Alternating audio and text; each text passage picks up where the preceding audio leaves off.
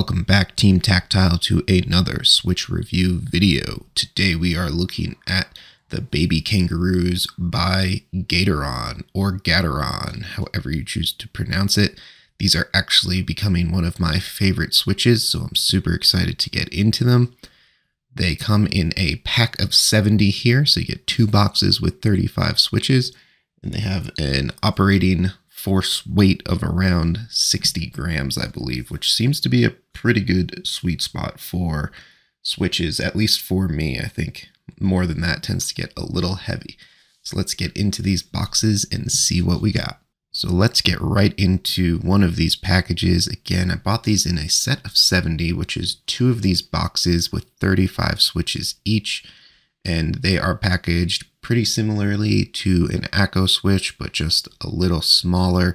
So you'll see once we get in here, you got something you could probably use as a little lube station for you, but you got 35 Switches laid out pretty nice for you right there.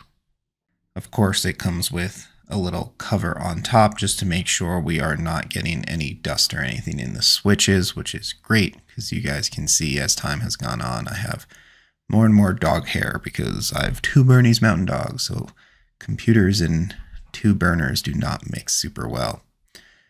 So you can also see now I'm giving just a close-up of the pins. So these have 5 pins. You don't always see those extra 2 on the side, and just testing out how they feel. I will say these feel really, really good right out of the box. They are factory lubed, but some come out of the box still feeling a little scratchy, and I think this is the most tactile feeling Switch that I've had straight out of the box, at least so far. They have a nice kind of bump to them, which everybody talks about with tactiles, but they feel really good. So now we're just going to go ahead and open one of these Switches up. So looking at the top housing, you can see just the clear plastic that you get there.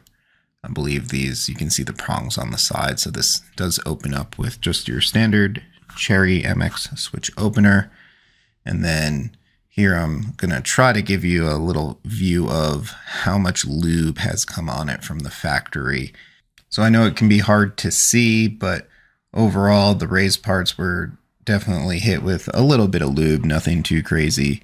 And then that main stem as well had some lube on it, but that was really all that I could see pulling them out of the box and just opening one up.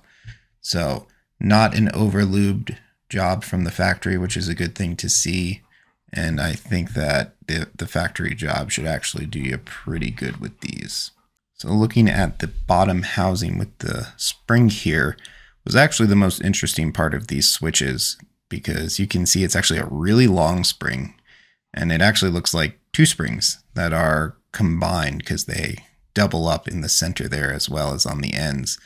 So really interesting to open these up and see that. Definitely something more unique that I have seen inside of a Switch, and potentially is where at least the Baby Kangaroo name comes from.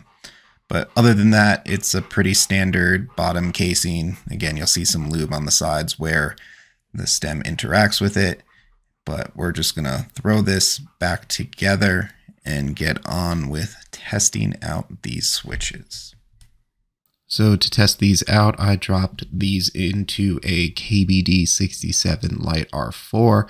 I think they look really good in the keyboard. Not that that's a deal breaker either way, but this should be a great keyboard. It's stock right now for us to get a test out. But before we do that, I think it's important for us to talk about what it's like to install these. So we got everything all set up in our KBD 67 here with the Baby Kangaroos. And before we jump into sound test, I want to talk about the Switches themselves and installing them. So they actually did seat really well for the most part, but the reason why I'm showing you this is if you can see that the pins are just incredibly delicate on these. And that's kind of the case on most of them. I'll be honest, I still bend pins all the time. I just absolutely destroy things. I got big hands. I like small keyboards. It just happens. But these were incredibly sensitive to pressure. Having said that, most of them went in really no problem, and the ones that did kind of bend I was able to fix, no issues there. But worth noting that these pins are very, very thin, and you might find yourself bending them as you go through, so always make sure you test that everything's working after you get your keycaps on. The other piece that I'd say is, as it relates to the keycaps, is usually keycaps aren't hard to put on, but for this switch, for some reason, I found that a lot more pressure was needed to get keycaps on. Is that the end of the world? Not even close. Like, not an issue at all, but just worth noting that there's something there. So, without further ado, let's do a quick sound test.